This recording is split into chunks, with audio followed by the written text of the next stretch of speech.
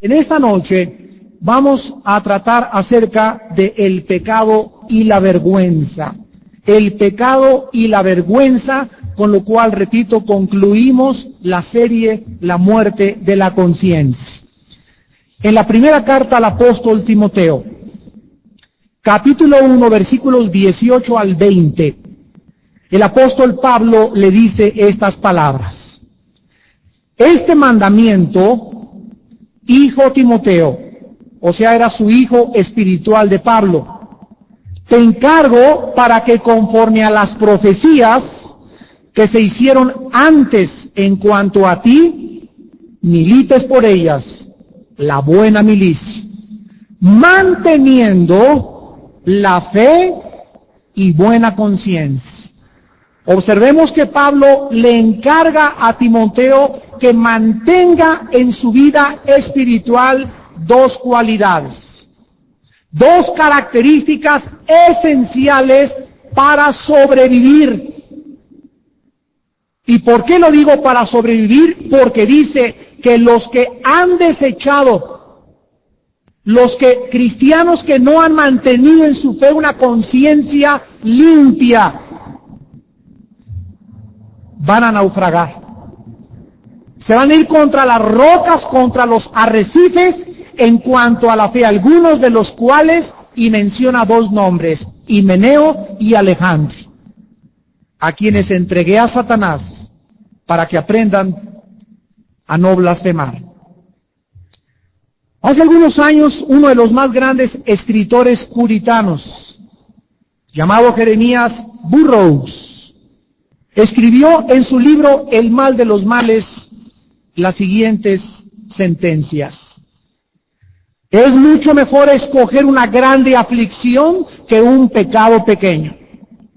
Es mucho mejor estar bajo una grande aflicción que estar bajo la culpa y el poder del pecado. Existe más sufrimiento y desesperación bajo el pecado que bajo cualquier tormenta que pueda sorprendernos, pero con Dios a nuestro lado. Estas palabras de Jeremías Burroughs, uno de los más grandes puritanos del siglo pasado, nos muestran la realidad de la esencia del pecado. Es mejor no comer, es mejor ser pobre, es mejor estar en la cárcel, es mejor no casarse, es mejor cualquier tormenta, cualquier adversidad, cualquier problema en la vida. Es mucho mejor que vivir bajo la culpa y la acusación de tus pecados. Una de las tragedias más grandes de la sociedad en que vivimos, y fue como comenzamos esta serie, es que ha perdido todo concepto de la enorme pecaminosidad del pecado. El pecado es una burla en las películas, el pecado es una burla en las telenovelas, el pecado es una burla en el mundo de las modas, el pecado es una burla en los medios masivos de comunicación. El pecado es la antítesis, dice la Biblia, del carácter de Dios. El pecado es el mal de todos los males. Es la fuente y el origen de toda desgracia, de toda enfermedad, de todo sufrimiento, de toda miseria y de toda muerte. Por causa del pecado la humanidad está como está en el siglo XX. Por causa del pecado tú has sido separado de Dios, por cuanto todos pecamos y todos fuimos destituidos de la gloria de Dios. En contraste con el sufrimiento, el pecado acarrea la condenación de Dios. Porque nadie va a ser condenado por sufrir, pero muchos serán condenados por haber pecado. Como iglesia, ¿estamos nosotros, pregunto, convencidos de que es mejor sufrir aflicciones por caminar con Dios a ser condenados por los pecados? En su primera carta, el apóstol Pedro, en el capítulo 3, versículo 13 al 17, Primera de Pedro 3, 13 al 17, escribe estas palabras: ¿y quién es aquel que te podrá hacer daño si tú sigues el bien? Mas también, si alguna cosa padeces por causa de la justicia, bienaventurado eres. Por tanto, no te amedrentes por temor de ellos, ni te conturbes, sino santifica a Dios el Señor en tu corazón. y está siempre preparado para presentar defensa con mansedumbre y reverencia ante todo el que te demande de razón de la esperanza que hay en ti, teniendo buena conciencia, para que lo que murmuran de ti como de malhechor sean avergonzados los que calumnian vuestra buena fe y conducta en Cristo. Porque mejor es que padezcáis haciendo el bien, si la voluntad de Dios así lo quiere, que haciendo el mal. Las palabras de Jeremías Burroughs, el puritano, es una resemblanza de la carta de Pedro a las personas que vivían bajo el sufrimiento de la persecución romana. Esta carta de Pedro fue escrita a miles de cristianos que estaban siendo quemados vivos, echados a los leones y al Coliseo. Y Pedro les dice que era mucho mejor sufrir el desprecio y no haber alcanzado nada en este mundo que ser condenado en esta vida y en la que sigue por causa de tus pecados. Muchas iglesias actualmente están más preocupadas por entretener a la gente y porque la gente se sienta bien, a que por la gente haga el bien. Esta última gira que acabo de tener de 2 semanas en más de 15, 16 iglesias que recorrimos, lo pude apreciar en el liderazgo, el hambre, la forma como tratan a los miembros, la forma como asisten a la iglesia. Es puro entretenimiento a la iglesia y los hombres de Dios tienen miedo de hablarle a la gente acerca del pecado, acerca de nuestra pecaminosidad, acerca del arrepentimiento. Les dicen que mejor se amen a sí mismos. Está muy de moda la teología de la autoestima, la teología de las emociones y buscar manifestaciones del Espíritu Santo, y no entienden que la base de la vida cristiana es la palabra de Dios y la buena conciencia, el corazón limpio delante de Dios. La Biblia nos enseña que los más grandes hombres de Dios, los que han caminado más cerca de Dios, han sentido un grande peso de vergüenza y de pecado delante de Dios, a pesar de su enorme santidad. Vean, por ejemplo, en 1 Corintios 15:9, cómo se expresa el apóstol Pablo de sí mismo respecto a la vida que él llevaba. Sabemos que era un hombre consagrado, que era un hombre puro, que era un hombre que buscaba cada día la santidad. Sin embargo, dice en 1 Corintios 15, versículo 9, porque yo soy el más pequeño de los apóstoles, que no soy digno de ser llamado apóstol, porque perseguía a la iglesia de Dios. De alguna u otra forma, Pablo volvía a su pasado y se daba cuenta y decía, Dios mío, ¿cómo es posible que a mí, que maté hijos tuyos, que fui asaltante, que fui un hipócrita, un fariseo, me hayas escogido para ser un apóstol? Y cada vez que recordaba esto, Pablo recordaba que era lo que era por la gracia de Dios. Los más grandes hombres de Dios, las mujeres que caminan más cerca de Dios, cada día se dan cuenta de su enorme pecaminosidad.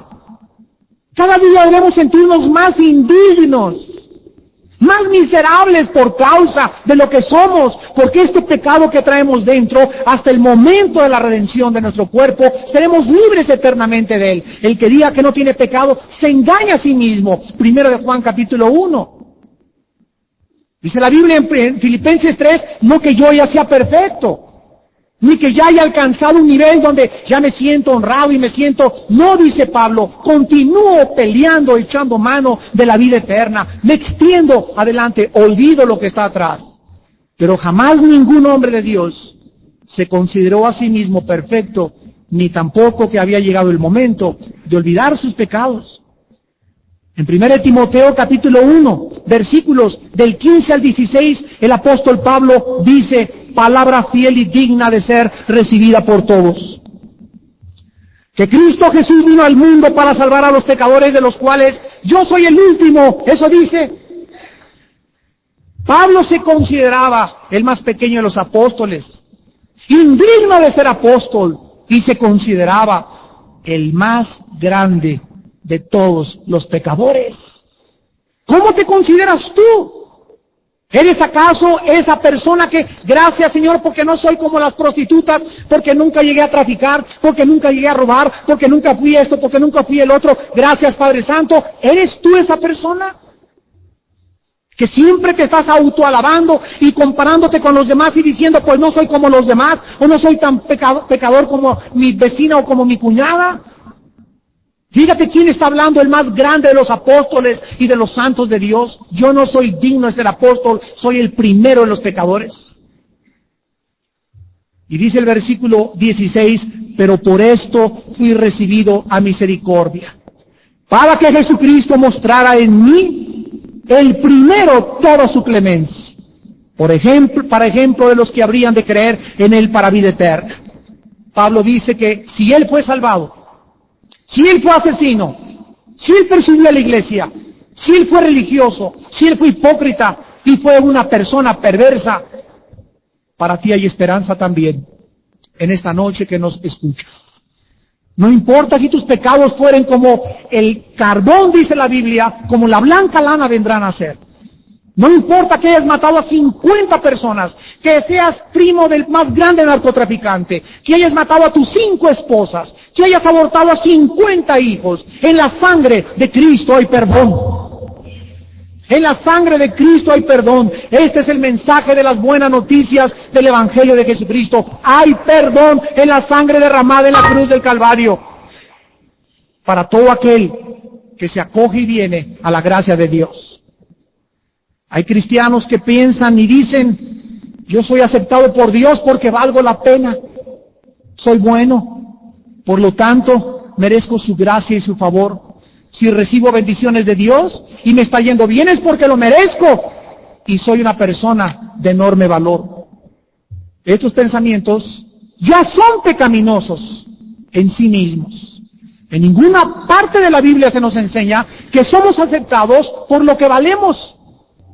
En ninguna parte de la Biblia se nos dice que Dios nos recibe porque eres digno, o porque vales la pena, o porque le regalaste tu carro para comprar un convento de monjitas, o porque diste tu dinero a un asilo de ancianos, o levantaste a un asilo infantil. La Biblia dice que somos aceptados por Dios por gracia, y la gracia está divorciada de las obras. Dice Romanos 4 y 5, que si fuera por obras, merecerías un salario. Pero es por gracia, por lo cual no eres merecedor de nada de lo que Dios nos da. Todo lo que recibimos de Dios es por gracia y misericordia. Nadie al recibir la salvación la merecía. Porque si alguien hubiera merecido la salvación, entonces Dios sería injusto. ¿Y saben ustedes por qué? Porque la gracia es la antítesis de la justicia. La justicia es recibir lo que merecemos. La gracia es recibir lo que no merecemos. ¿Te das cuenta? Si Dios nos pagara conforme a su justicia, estaríamos fulminados. Estaríamos condenados. Pero hemos recibido algo que no merecíamos. Dios no utilizó su justicia para poder salvarnos. Fue la justicia de Cristo, no la tuya ni la mía. Su Hijo fue justo y Dios te regala lo que su Hijo pagó por ti, por gracia, porque te ama desde antes de la fundación del mundo. La gracia es gracia precisamente porque se otorga, porque se regala, sin que haya alguien o que puedas tú decir, tengo un valor o merecimiento para ello.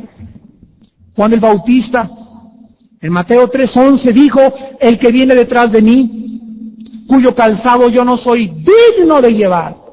Juan el Bautista, yo no soy digno, dice Juan, para poder ser la persona que ni siquiera le desate las correas de las agujetas del calzado del Mesías. Ni siquiera Juan se consideraba digno. Él los bautizará en Espíritu Santo y fuego. La razón para la gracia de Dios, amados cristianos, es un misterio. Nunca se nos enseña en la Biblia que Dios nos ame, repito, porque valgamos algo o porque tengamos algún merecimiento. Nuestra valía actual, escribe esto, consiste en el producto de su gracia, pero no es la razón de su gracia. Si la gente mereciera la salvación, entonces Dios sería injusto al no salvar a ninguna persona. La vergüenza Es una emoción que todos los seres humanos experimentamos desde la caída del Edén. Y cuando nosotros decimos que tenemos vergüenza de algo, nos ponemos rojos o nos sonrojamos. Cuando Abel, cayó allá en el huerto del Edén en pecado, cuando Adán y Eva cayeron en pecado, se escondieron de Dios porque vergüenza entró en sus vidas. Y la vergüenza desde la caída hasta nuestros días es una reflexión honesta de lo que somos. Porque si tú vas al psiquiatra y tú vas al psicólogo, te van a decir, no permita usted sentimientos de vergüenza en su vida, porque usted no tiene por qué tener vergüenza, por eso son unos sinvergüenzas. La raza humana ha sentido vergüenza desde que entró el pecado, y algunas veces nuestra vergüenza puede estar fuera de lugar. Sí es cierto, hay gente que es demasiado vergonzosa, eso no es bueno tampoco. Hay otra vergüenza que puede ser irracional o desbalanceada emocionalmente, pero de cualquier manera, la Biblia dice que no importa el tipo de vergüenza que nosotros experimentamos, la merecemos. Muchos cristianos se sienten demasiado buenos, porque no perciben su profunda pecaminosidad. ¿Y saben ustedes por qué? Dice Jeremías 17:9, engañoso y perverso es el corazón más que todas las cosas. Dice el Salmo 19 del 12 al 13, ¿quién reconocerá sus propios errores? ¿Qué es lo que les trato de decir en esta noche al concluir este mensaje? Que tú y yo tenemos un corazón tan perverso,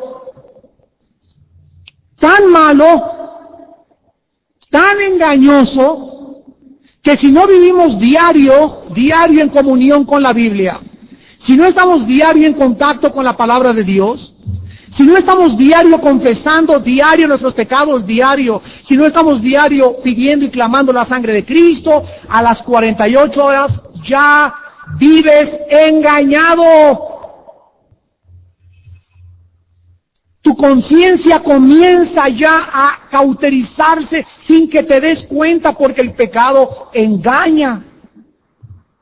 Mucha gente quiere minimizar su pecado, eliminar todo sentimiento de vergüenza, sentirse bien, dice la gente, después del todo. Quieren cauterizar su conciencia, evitar la vergüenza y poder justificarse. No, yo tengo novio y me acuesto con él porque todo el mundo la hace. Yo soy homosexual porque, ya ves, Gianni Versace, cuántos millones de dólares alcanzó por ser homosexual. Yo soy esto por aquello, y de alguna u otra forma, cubren, esconden y tapan su pecado para evitar la vergüenza. Odian mucha gente arrepentirse porque es duro arrepentirse, evitan toda culpa y acaban ahogando la conciencia. ¿Cuántos hombres en la historia nos han dado testimonio de estas verdades? Tenemos un señor como Al Capone que a los 8 años de edad se robaba los mangos del mercado. A los 12 años robaba naranjas. A los 13 años mató de una puñalada a una persona por $50. A los 16 años se convirtió ya en un hombre totalmente amafiado con todos los delincuentes y los criminales de la mafia de Brooklyn, Nueva York. A los 18 años ya había matado a 15 personas. Y cuando llegó a matar ya después mandaba a la gente, mátenlos como la matanza del día de San Valentín, donde miles de policías murieron con las ametralladoras y donde las personas matan sin experimentar vergüenza. Se acuestan sin culpa, se acuestan sin ningún sentimiento que les diga, no es posible, me tengo que entregar a la justicia. No, ya han matado, ahogado la cosa más maravillosa que Dios ha puesto, que se llama conciencia. Y esta conciencia, cuando nos convertimos, tiene que ser cultivada. Tú tienes diario que permitir que tu conciencia, tienes que permitirle que te acuse. Tienes que acostarte cada día así, abriendo tu corazón a Dios. Padre Santo, muéstrame, dime qué pecado, qué he hecho lo malo, no quiero esconder nada. Oh Dios, muéstrame mis pecados delante de ti. En Isaías capítulo 6 encontramos algo insólito e inédito.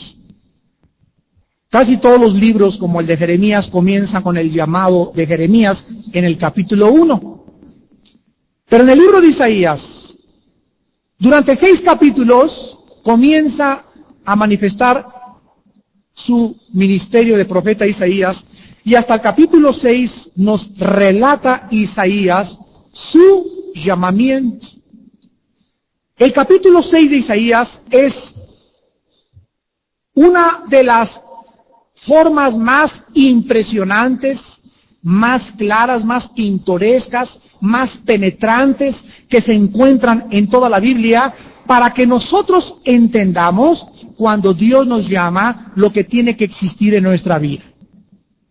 Isaías nos relata en el capítulo 6 que en el año que murió el rey Usías, vi yo al Señor sentado sobre un trono alto y sublime, y sus faldas llenaban el templo. Por encima de él había serafines, cada uno tenía 6 alas, con 2 cubrían sus rostros, con 2 cubrían sus pies, y con 2 volaban. Y el uno al otro daba voces diciendo: Santo, Santo, Santo, Kadosh, Kadosh, Kadosh, en el hebreo. Santo es Jehová de los ejércitos, toda la tierra está llena de su gloria. Aquí encontramos que cuando Dios llama a Isaías, lo primero que Dios hace cuando toma a una persona para que cumpla un ministerio, cuando Dios quiere que alguien sea predicador, pastor, edecán, seguridad, cantinero, cargador, lo que sea, lo primero que hace Dios cuando salva a uno de sus hijos es que Dios comienza a impresionar nuestro corazón para que antes que cualquier cosa sepamos y podamos ver que Él es santo. Nadie puede servir a Dios si no tiene antes un concepto elevado de la santidad de Dios. Si tú no tratas con tus pecados de una forma seria todos los días, es porque no tienes temor de Dios. Es porque el concepto que tú tienes de la santidad de Dios está distorsionado, es una caricatura del Dios que tú sirves y que tú crees que pueda realmente vivir contigo. A Dios lo tenemos que tomar en serio, porque dio a su Hijo y la sangre de su Hijo para que tú y yo tuviéramos la vida eterna. Pues lo primero que hace Dios es mostrarle su santidad para que Isaías entendiera que Dios está en su trono y que sus santos ángeles, querubines y serafines día y noche exclaman que ese Dios es 3 veces santo. Nunca en la Biblia encuentras que Dios sea misericordioso, misericordioso, misericordioso. Justo, justo, justo. Amor, amor, amor. La única palabra que se usa 3 veces junta es santo, santo, santo. Porque es el Padre, el Hijo y el Espíritu Santo. Una vez que Isaías vio la santidad de Dios, quiero preguntarles a ustedes, antes de que Dios le permitiera a Isaías ver su santidad, ¿ustedes creen que Isaías vivía en pecado? Una cosa es traer el pecado, la naturaleza pecaminosa, y otra cosa es pecar. Recuerden que somos pecadores por 2 razones, porque nacimos pecadores y porque cometemos pecados. Entonces, aunque tú no cometas pecados, malas acciones, tu naturaleza es pecaminosa. El que diga que no tiene pecado, o sea, el estado en que nacimos, es un mentiroso. Entonces, diario tenemos la naturaleza, y dice Romanos 7, el mal está en mí, aquí, adentro de mí, hay una fuerza destructiva, perversa, maligna, engañosa, que diario quiere que yo deje el camino de Dios. Se llama esa fuerza el pecado. Isaías, cuando tiene esta visión de Dios, era un hombre que no había cometido pecados, o sea, no vivía en pecado, aunque él era pecador. Y aunque él no había cometido pecados, y es una visión que Dios le da como a Juan y al apóstol, dice el versículo 5, entonces dije, qué privilegiado soy. Yo sabía que me lo merecía. Bajando, iré a contarles a todos que se me apareció un ángel para que todos sepan que soy muy bueno. Eso dice. La Biblia dice que cuando él vio la santidad de Dios, dijo, ¡ay de mí! ¡Ay de mí! Porque a pesar de que era un hombre bueno y que comenzaba a seguir a Dios ante la presencia del Santísimo, fue desnudado totalmente. Y ahí más que en ninguna otra parte, en la presencia de Dios, vemos nuestra pecaminosidad. No es hasta que estás en comunión con Dios, en ayuno, en la Biblia, en oración, buscando al Señor, buscando su rostro, conociendo a Dios, que descubres al estar más cerca de Dios, qué miserables somos.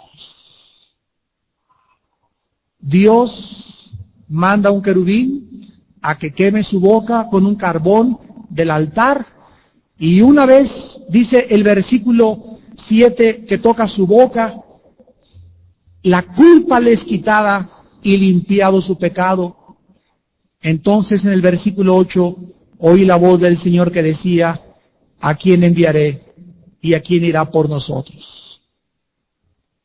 Nunca podrás ser llamado por Dios hasta que antes reconozcas, conozcas y estés consciente de la santidad de Dios y de tu pecaminosidad.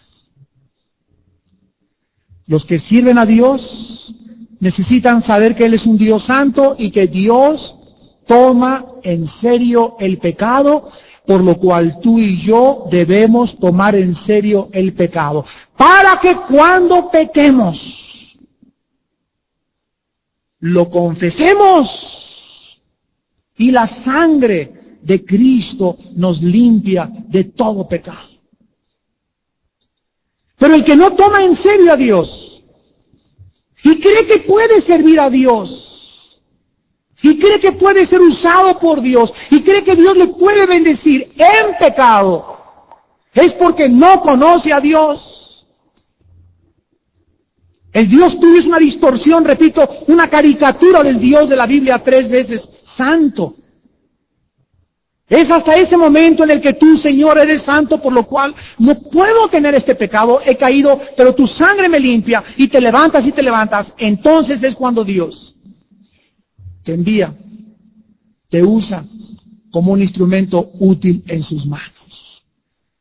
En 2 Timoteo 2, 21 y 22 dice la Biblia que en una casa hay vasos sucios y platos limpios, pero si alguno se limpia de estas cosas, será instrumento útil, santo, para los propósitos de un Dios santo.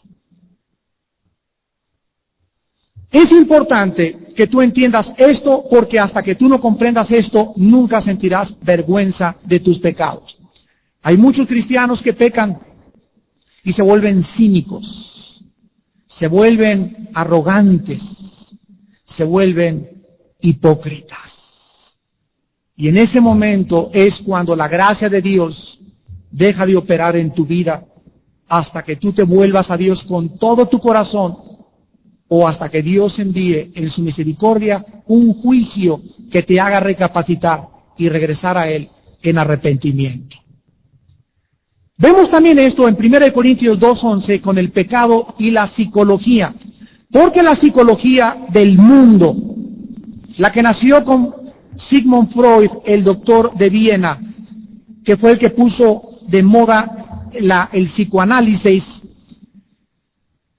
de 1895 aproximadamente a 1985, de 1895 a 1985, casi durante 100 años, la psicología entró al mundo que nos rodea, para cerrar la Biblia y ofrecerle a los seres humanos una respuesta a sus problemas o a sus actitudes anormales mentales. Y fue tan grande, tan grande, tan grande el engaño, que en la época de los 50, 60 y 70, casi durante 3 décadas, los pastores en su generalidad, en el mundo entero, comenzaban a mandar a sus congregantes a ver al psicólogo. Ve con el psicólogo porque no creo que aquí en la Biblia haya respuestas. Pero ellos se nos olvidaba que en 2 de Timoteo 3, 16 y 17, la Biblia dice, toda palabra es inspirada por Dios y útil para enseñar, redarguir, corregir y hacer que todo hombre sea perfecto delante de Dios. Toda palabra, todo lo que tú y yo necesitas en esta vida se encuentra en la Biblia. Todo lo que nosotros necesitemos para nuestra vida se encuentra aquí en la Biblia. Y los pastores y los directores de misiones en el mundo creyeron, no, el psicólogo te puede ayudar. Y entonces comenzaron a meter la psicología en las universidades y en los seminarios cristianos. Y dijeron, vamos a mezclar a Freud con la Biblia. Vamos a ver qué ensalada hacemos aquí del chef entre las dos cosas, y el resultado es la psicología cristiana. Hermanos y hermanas en Jesucristo, dice 1 Corintios 2:11, porque ¿quién de los hombres sabe las cosas del hombre, sino el espíritu del hombre que está en él? Así tampoco nadie conoció las cosas de Dios, sino el espíritu de Dios. Esta palabra nos dice que no hay nadie en la tierra, ningún ser humano, nadie que pueda penetrar en la personalidad humana, porque lo más profundo de la personalidad humana no es la mente, es el espíritu. La psicología cayó en un abismo, cayó en una trampa, al creer que los problemas humanos estaban radicados en el área mental. Y que una persona, de acuerdo a la observación de la conducta de otra persona, el psicoanálisis, podía a través del análisis de las reacciones mentales de la otra persona, concluir en su bitácora que esa persona se conducía así porque de chiquito fue maltratado, etcétera, etcétera. Y aunque hay muchas verdades que son una realidad de por qué la persona se conduce así, la raíz es siempre el pecado. Siempre, siempre, siempre.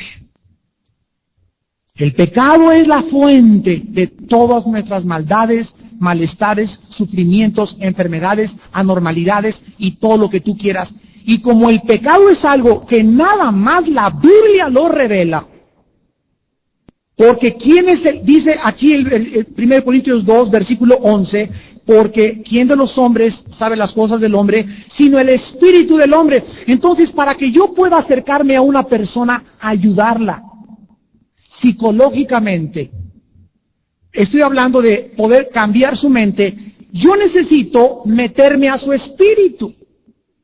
Porque no es en la mente donde se encuentra su problema, tengo que irme mucho, pero muchos kilómetros más profundo donde se encuentra su raíz. Y para que yo pueda entrar a ese espíritu de esa persona, yo necesito tener mi espíritu nacido de nuevo.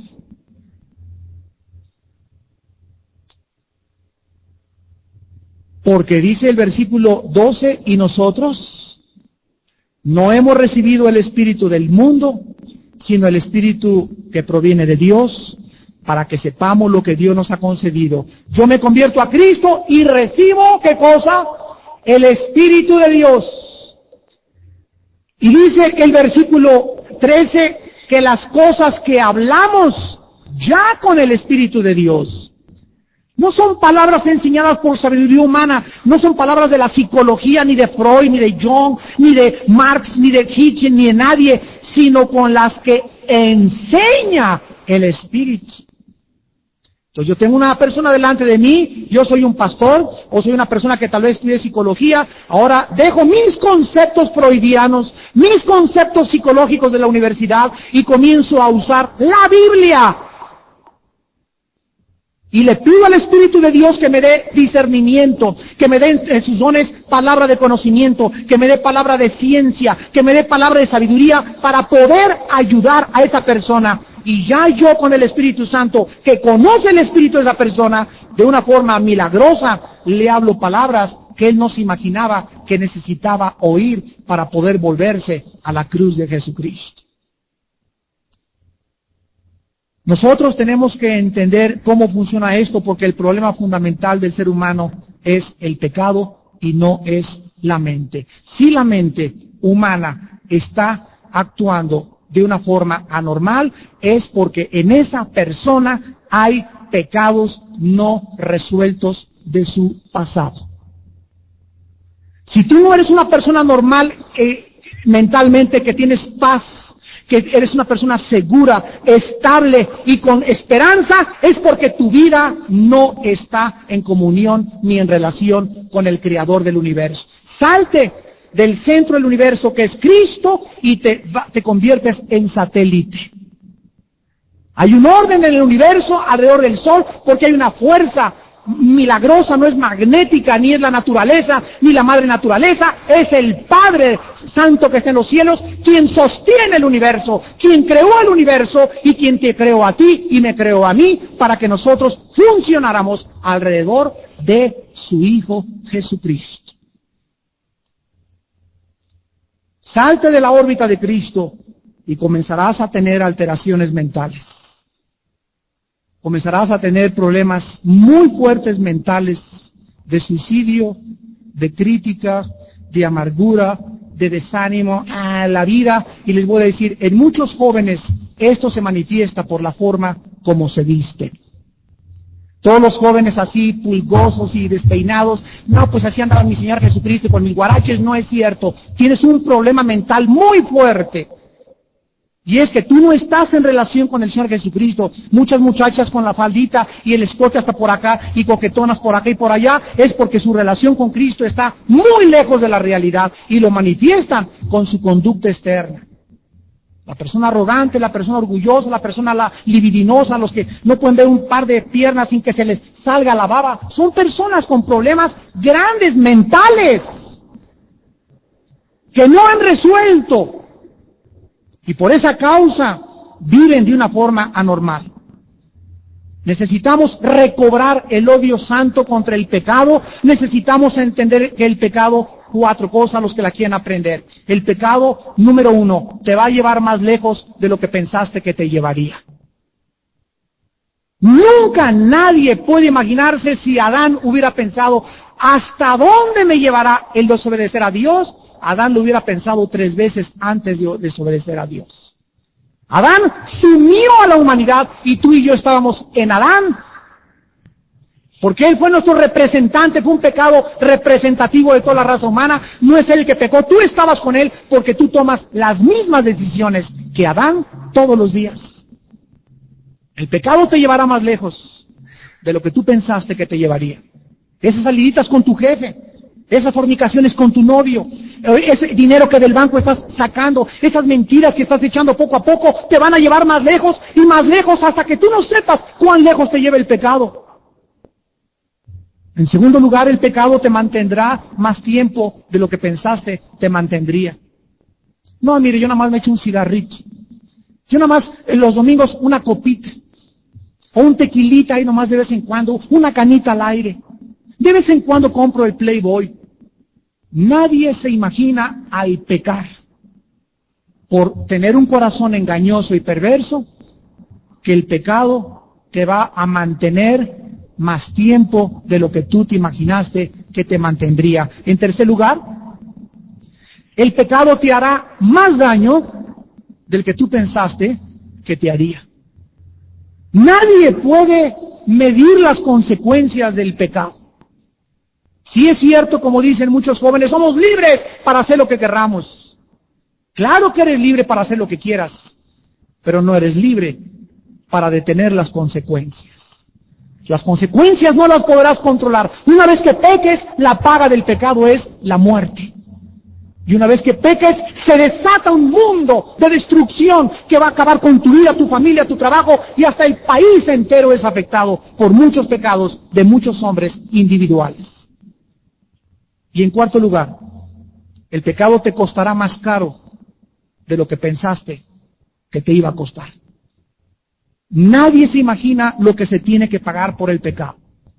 Yo conozco hombres que han abandonado por una mujer a su familia y después de que se encontraron que con la que se fue no era más que una prostituta que quería su dinero, se jalan los pelos, se vuelven la burla de sus hijos, destruyeron su familia y todo. Y lo mismo pasa con mujeres que abandonan su familia y sus hijos, como las famosas cochinas telenovelas que están pasando en el canal 13 de La Mujer o no sé qué tantas cosas, que ahora se va con un muchachón más joven que ella. Puro lobo, pura cochinada, infectando las mentes de las personas en los periódicos y los cristianos viendo las telenovelas, llenando su mente de esa porquería y llegan a creer por el corazón perverso y engañoso que eso es real, que te puedes ir con un chamacón más que tú. Eso se llama perversión delante de Dios. Esa mujer no necesita un esposo, necesita un bebé, un hijo. Es abominación delante de Dios. Es el hombre el que siempre tiene que estar arriba de la mujer. Y el hombre le puede dar 30, 40 años a la mujer, pero la mujer nunca puede ser más grande que el hombre, en este caso el matrimonio. ¿Por qué? Porque es anormal delante de Dios. Pero es lo que está en la televisión empujando a la gente, para que las señoras ahora hagan eso. Con que mi marido, ¿verdad? Con que no me quieres, y ahí se van las con cara de zorras ahí a la zona rosa, y creen que todavía los jóvenes te van a quitar la bolsa, por eso van contigo, vieja rabo verde. ¿Cuánto crees que te va a durar ese chamacón? ¿Un año, 2 años? Se va a despertar y va a decir, ¿con quién me casé? Con la momia de Guanajuato.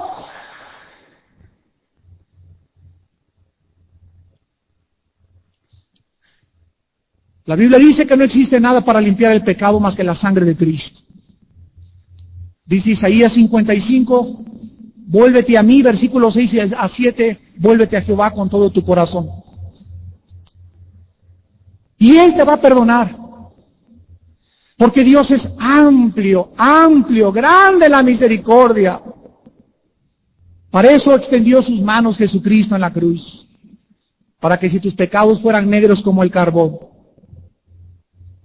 Para que si tú fueras una persona degenerada.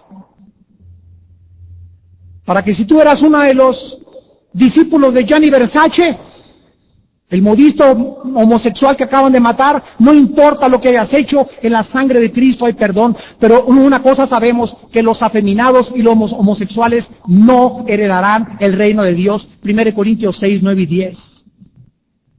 Dios prohibió la sodomía, Dios prohibió la homosexualidad, no te echarás con varón como con hembra, es abominación a Dios. Deuteronomio 23, 17, Levítico 18, Levítico 20.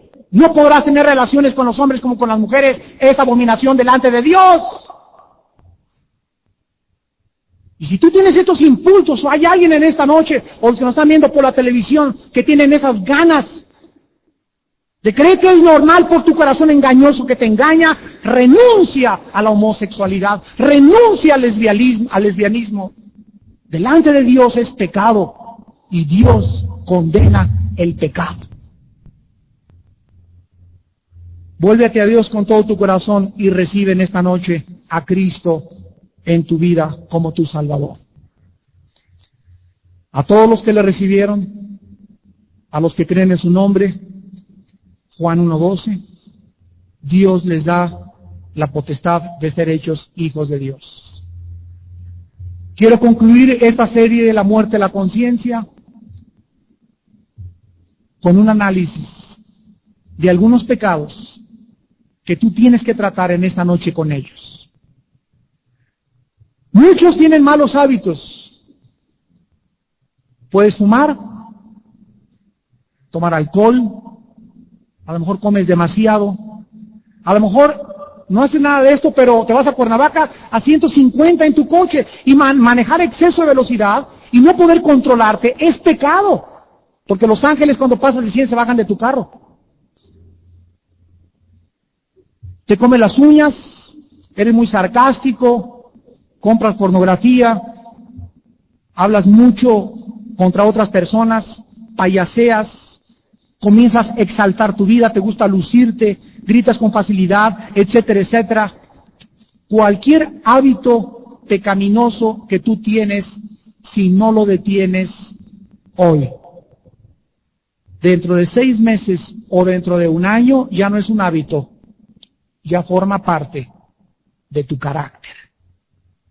Y tú vas a descubrir que tus debilidades incontrolables en esta época que estás viviendo serán la causa de que tal vez cuando Cristo venga, Él te diga: ¿por qué me dijiste, Señor, si nunca quisiste hacer mi voluntad? La sangre y la gracia de Dios es mucho más grande que nuestras debilidades, porque no nos ha sobrevenido ninguna tentación que no sea humana, sino que cuando viene la tentación, viene la ayuda, la misericordia, la fidelidad de Dios, la puerta para que podamos escapar. Porque en esta noche tú tienes que entender, tienes que tomar el pecado en serio. Te damos gracias, Señor, por esta conferencia que nos de tu palabra y de esta serie que con la ayuda de tu Espíritu Santo pudimos terminar, la muerte de la conciencia. Señor, cuánto te necesitamos. Cuán grande y engañoso y perverso es nuestro corazón más que cualquier otra cosa en esta vida. Solo tú eres santo. Solo tú eres perfecto. Y por eso necesitamos depender de ti. Porque cerca de ti, en tu presencia donde hay perdón,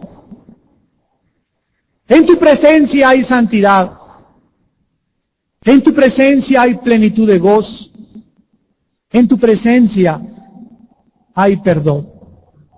En tu presencia los demonios tiemblan y temen. En tu presencia estamos seguros y protegidos, porque el que habita al abrigo del Altísimo vivirá bajo la sombra del Omnipotente. Toda persona que vive cerca de Dios tiene paz. Toda persona que se acobija con el Altísimo tiene perdón. Toda persona que busca a Dios lo encontrará, porque lo está buscando con todo su corazón. Gracias por tener misericordia de nuestros pecados. Gracias, Señor, por acordarte que somos polvo, que somos vasos frágiles, por lo cual tienes misericordia de nosotros.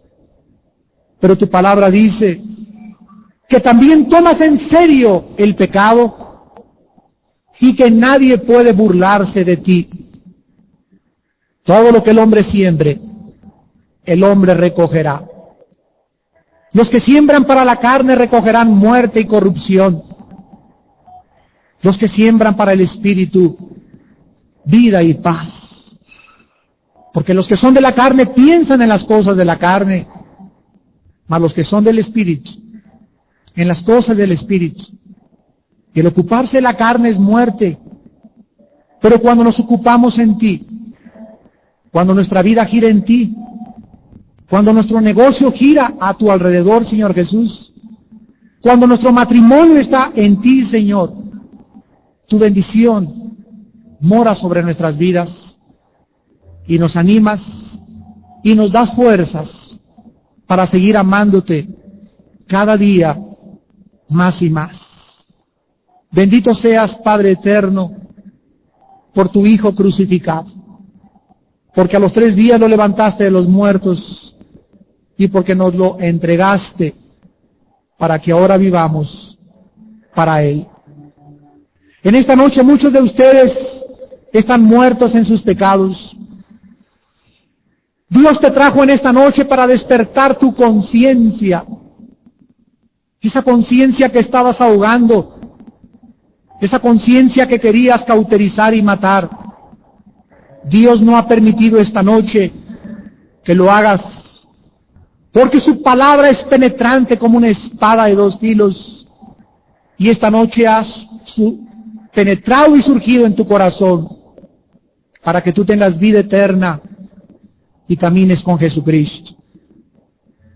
Vengan a Cristo en esta noche muchos de ustedes, vengan a la cruz y sean perdonados por la gracia y la misericordia de un Dios que te ama desde antes de que tú nacieras.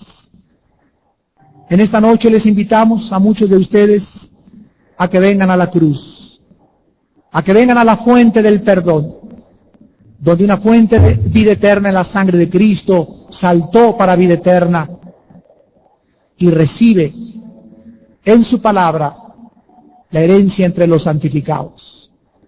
En esta noche muchos de ustedes ahí desde sus lugares, muchos de ustedes que nos están viendo a través de la televisión, entréguenle su vida a Jesucristo en este momento. Ahí como estás, donde estás, inclina tu cabeza y cierra tus ojos y dile a Dios: Señor mío y Dios mío, mi conciencia estaba siendo ahogada por mis pecados. Yo creí que vivía conforme a lo que a mí me parecía, pero ahora tu palabra me ha dicho que vivo en pecado, que lo que estoy haciendo no te agrada, y que si yo sigo en esta vida, tú, Señor, algún día me juzgarás. Y quiero en esta noche ser perdonado, no porque lo merezca, porque indigna soy del perdón y la sangre de Cristo. Pero recibo tu perdón, Señor, gracias a la muerte de tu Hijo Jesucristo, quien abrió sus manos y pagó por mí, para que a través de él yo pudiera ser aceptada en tu presencia. Creo que él pagó por mis pecados en la cruz, que su sangre fue derramada para mi perdón, que a los 3 días lo levantaste de entre los muertos por el poder del Espíritu Santo, y que ahora mi Señor Jesús vive sentado a tu diestra para interceder por mí hasta el día de mi muerte. Señor Jesús, te invito a mi vida en esta noche. Entra a mi corazón como mi Señor y mi Salvador. Sálvame y lávame, y hazme la persona que tú quieres que yo sea, para tu gloria, Señor Jesús. Amén.